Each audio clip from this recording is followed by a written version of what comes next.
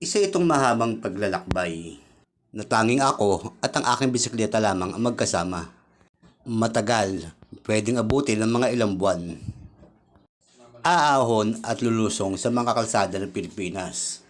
Susuungin ang iba't ibang klase ng klima. Yayakapin ang tradisyon, kultura at paniniwala ng iba. Makikisalamuha sa iba-ibang klase ng lahi nating mga Pilipino. Bisaya man yan, Tagalog, Waray o Ilocano. Para maikot ang 82 probinsya ng ating bansang Pilipinas. Ang ruta ng makasaysayang paglalakbay. Kaya tara, samahan niyo kong pumadyak at bisitahin natin ang hilaw na ganda ng Pilipinas. At magtasin natin ang mahigit 3,000 kilometro ng Maharlika Highway, ang pangunahing kalsada ng bansang Pilipinas na nagdudugtong sa Luzon, Visayas at Mindanao. Ito ang ruta ng Philippine Loop Adventure. Piliin mo rin ang Pilipinas, kapulo ang kwintas ng pelas. Piliin mo, yakapin mo, kayamanan niyang litas. Piliin mo ang Pilipinas.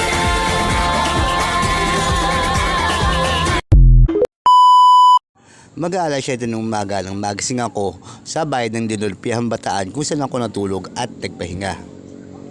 At pagkatapos, kinuha ko ang aking bisikleta para umpisang pumadyak. Hindi ko na nga lang nagawang pumasok sa bayan mismo ng Bataan. Ang ibig sabihin ng salitang Bataan ay grupo ng mga tao na may isang layunin o magkakapatid ang turingan.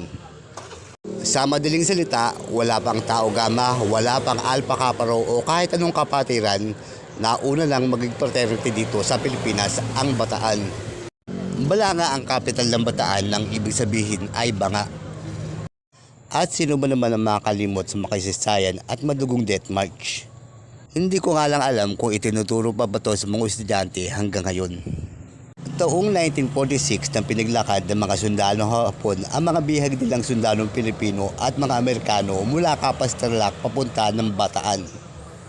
At habang naglalakad ang mga sundalong Pilipino at Amerikano na bihag ng mga sundalong Hapon ay tinutorture sila isa-isa. At marami sa kanila namatay na lang sa gitna ng kalsada at ang iba ay tumakas. At ang isa sa mga sundalong Pilipino na naglakad noong panahon ng death march ay ang aking lolo. Oo, isa ako sa mga apo ng kawal o sundalo na naglakad noong panahon ng death march. Hindi na nga lang masyadong detalyado sa utak ko ang mga kwento niya sa akin noong panahon ng gera, pero madalas nagkukwento siya sa amin. At sa kanya ko rin nalaman na ang tatay ko ay ipinanganak sa bundok ng Peninsula sa may Quezon dahil nga tumakas sila noong panahon ng gera.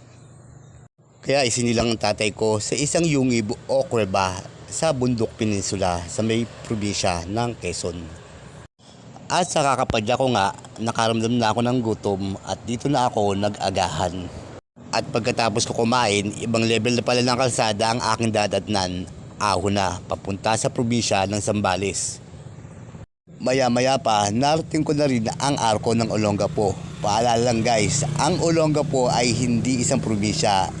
Bisa ko pa rin yan ng Zambales, nga lang city na siya o isa na siyang lungsod.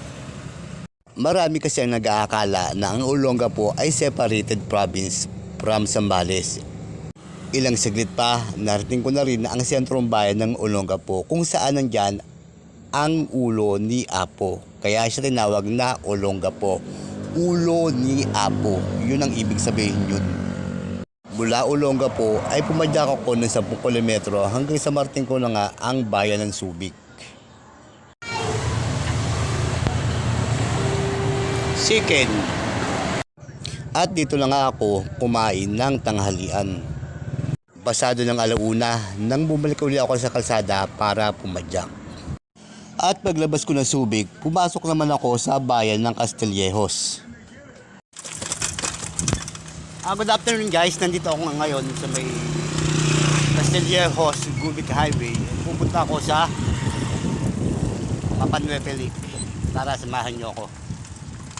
Hindi nga pala advisable para sa mga taong may asma ang lugar na pupuntahan ko dahil napakakapal ng alikabok.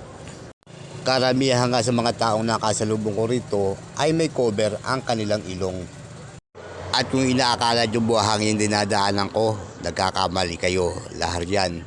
Iyan ang ibinuga ng Mount Pinatubo noong sumabog ito taong 1993. At napadaan nila ko sa napakaraming mangga na pag-aari mismo ni Miss Bea Alonso. Hanggang sa wala lang akong tuluyang makitang bahay kasi nga liblib na lugar na to. Good afternoon guys, nandito ako ngayon sa may Castillejo, Zambales. Kung mapapansin nyo, kung nakikita nyo yung mga buhangin, actually hindi yan buhangin, yan lahar yan. Yan ang ibinuga ng Mount Pinatubo noong sumabog siya taong 1993. At dito mismo sa lugar na to, dito siya nakatayo. Yan. Makikita mismo ang lokasyon ng Mount Pinatubo sa tatlong probinsya, ang probinsya ng Tarlac, probinsya ng Pampanga at ang probinsya ng Zambales, pero pinakamalapit talaga sa Porac, Pampanga.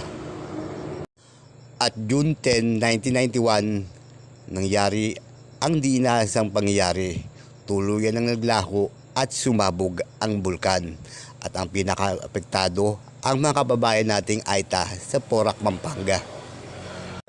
Grade 3 ako nang sumabog ang bulkan. Ang tanging naalala ko na lang ay kasama ko ang aking nanay na pupunta kami dapat ng palengke, kaso lang hindi na natuloy dahil napapansin ko na gumagalaw ang lupa. Kaya ang ginawa ng nanay ko sa akin, dinala ko sa ligtas na lugar para makaiwas sa posibleng mangyari. At pagkagising ko kinabukasan, napuno na ng lahar ang kalsada ng aming lugar, pati na ang bubong ng aming bahay. Kaya nag-general cleaning kami nung mga panahon na yun. At hindi na nga ako nakapunta ng Mapa Nueva Ecija kasi nga pasado ng alas 5, magagabi na. Kaya dito ko na tinatapos ang video. At dito nagtatapos ang pangatlong araw ng pag-ikot ko mula Pasig, paikot ng buong Pilipinas. Maraming salamat sa panonood and God bless.